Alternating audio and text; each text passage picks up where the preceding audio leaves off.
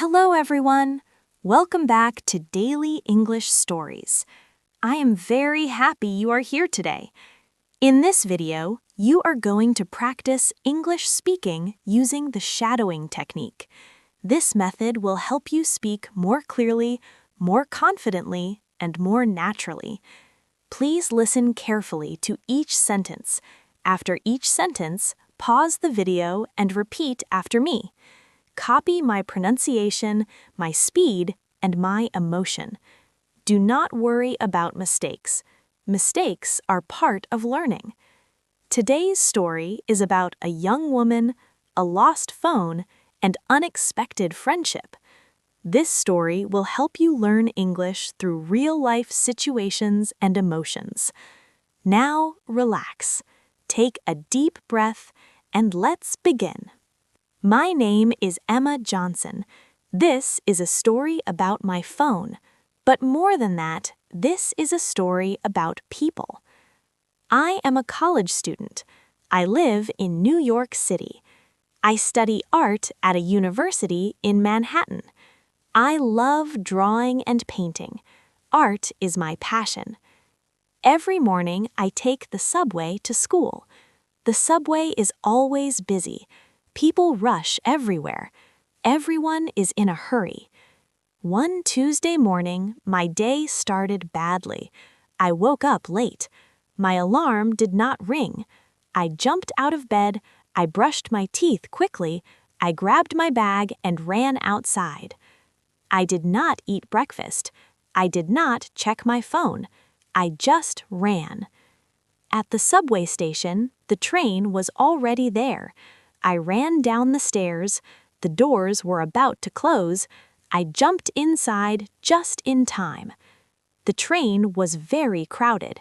People were standing very close to each other. Someone stepped on my foot. Someone pushed my shoulder. My phone was in my jacket pocket. I always kept it there. I felt safe. The train moved fast through the tunnel. I held on to a pole. I looked at the floor. I tried to relax. Finally, the train reached my station. The doors opened. People rushed out. I moved with the crowd. I walked up the stairs. I reached the street. Then I reached into my pocket. My phone was gone. My heart stopped. I checked again. Nothing. I checked my bag. Nothing. My hands started shaking. My phone had my photos, my messages, my contacts, my life. I ran back down to the platform. The train was already gone. I felt sick. I spoke to a station worker. He listened politely. "I'm sorry," he said. "Lost phones are difficult to find." I felt tears in my eyes, but I did not want to give up. I decided to search. First, I went to the Lost and Found office. A kind woman worked there. She had gray hair and warm eyes. She checked the boxes carefully. "No phone today," she said gently. "Come back tomorrow." I thanked her and left. I walked around the station. I asked people. No one had seen my phone. Then I had an idea. Maybe someone found my phone. Maybe they were trying to return it. But how could I know? I needed another phone. Across the street, there was a small coffee shop.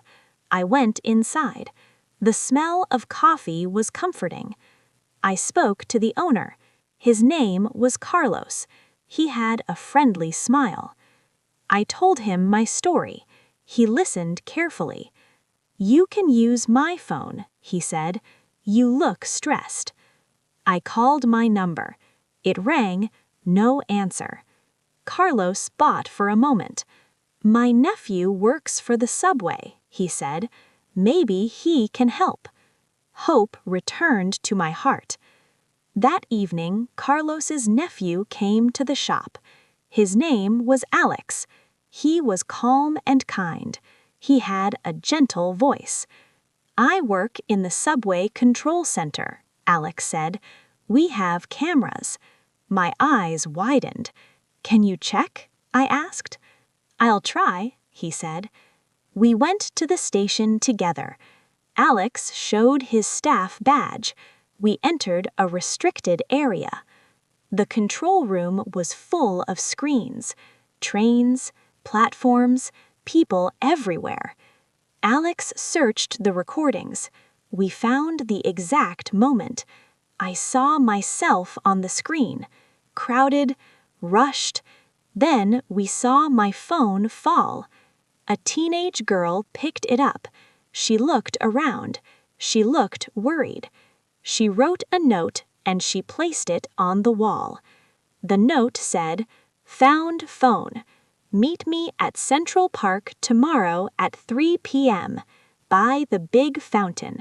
By Sarah." I felt relief.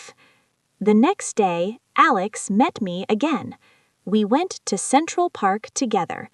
At exactly 3 p.m., a girl appeared. She held my phone. Her name was Sarah. She smiled. I smiled. I thanked her again and again. That day, I found my phone, but I also found friendship. Alex, Sarah, 3 strangers connected by kindness. Today, when I think about that day, I smile. Losing my phone changed my life. Sometimes, when you lose something, you find something better. Thank you for listening. Remember to pause and repeat. Practice every day. This is Daily English Stories. See you in the next story.